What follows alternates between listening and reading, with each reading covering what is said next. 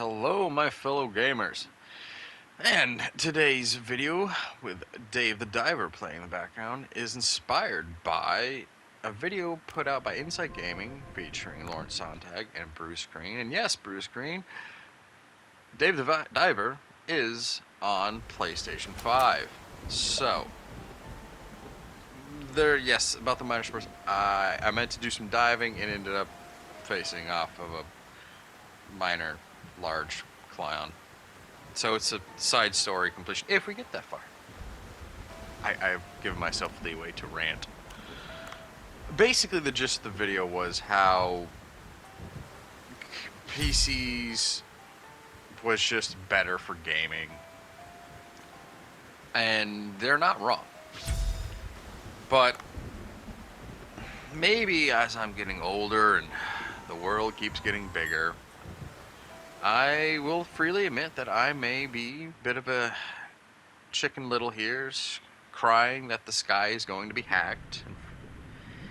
So, I may be more paranoid than I am cautious, but the reason I disagree with Inside Gaming, and yes, PC gaming, especially with Steam, can be insanely cheap and affordable, and if you can get past the learning curve, which the problem is, the learning curve isn't so much about building the PC. For me, it's more about online and / internet security. That is something that is often never discussed, despite the fact that Steam just recently had issues with malware being in a game. Last year, Apex Legend competition, some of the players got hacked. So, yeah, I grow very cautious as things in our lives become more like PCs, yet so many of us don't fully understand the security that needs to go into protecting that. I honestly wouldn't be surprised if the next console cycle we see antivirus software possibly for it. I mean, nowadays you're supposed to put a VPN on your router. Or is it modem? I don't know, it's one of those things I got. Heck, we probably should be talking about antivirus for our modern vehicles. Now, that is a concern. But back to gaming and Steam and just I grow more concerned every day with the digital world and the slow death of physical media. Sony seems to be wanting to reduce the amount of Blu-ray disc production seemingly, and yeah, there's no real other parties picking up the Blu-ray disc production, seemingly, like we had in the days of DVD. So, my concern is what was sort of mentioned in the video. Well, it was mentioned because, once again, PlayStation Network had another outage, this time for 24 hours, and GameStop made the brazen comment of, bet you wish you had physical, because some games were all online only, and some games like, oh, I have a physical copy. Oh wait, no, this is just a digital key that gives me permission to download and access the game. So that's deceptive. But the truth of the matter is, if everything becomes digital, suddenly it becomes at the whim of many different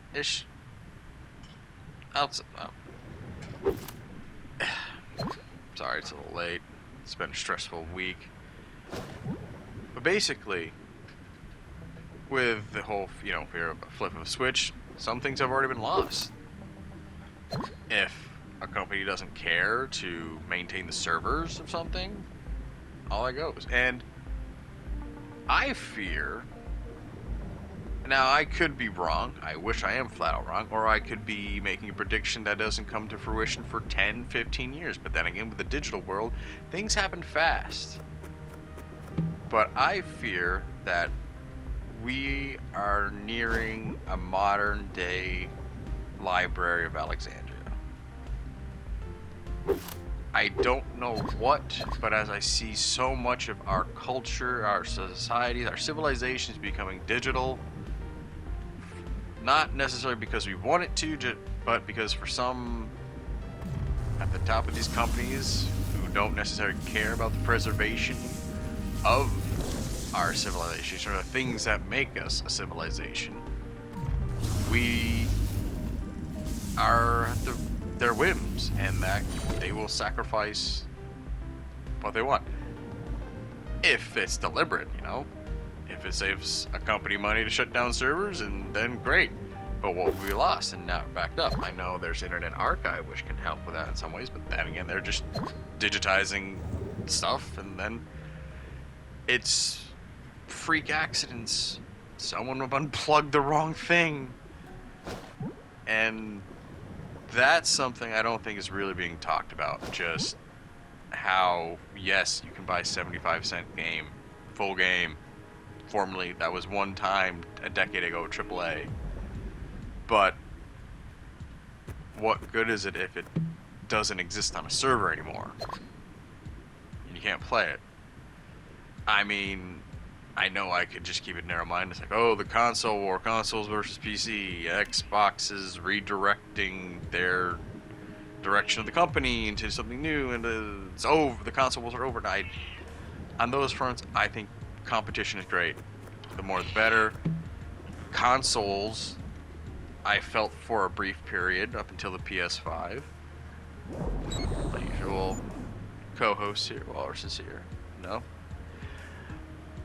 Was like the last bastion of physical media. But as I said earlier, I feel like the next console cycle will start talking like, do we need an antivirus program, software? And as Sony has, it's like I said, things are happening fast. Xbox, I haven't heard the full interview, but Phil Spencer seems to be redirecting Xbox into being less of a console producer and more of a game producer. Okay, make your money somehow. But as I see